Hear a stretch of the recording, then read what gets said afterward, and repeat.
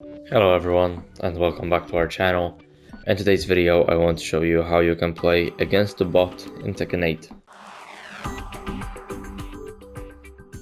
So first we go to versus mode, and here we can choose between player versus player, player versus CPU, and CPU versus CPU. We're interested in player versus CPU, so we click it.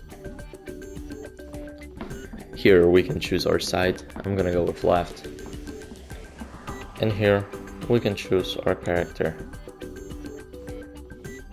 Now here we can choose our difficulty. I'm gonna go with medium on this one.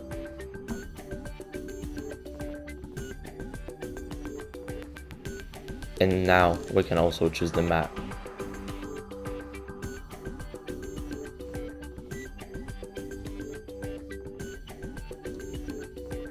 Now here we have a cutscene that we cannot skip.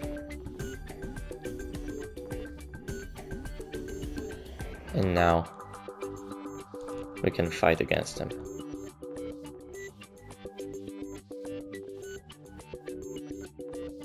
And that's it, we won.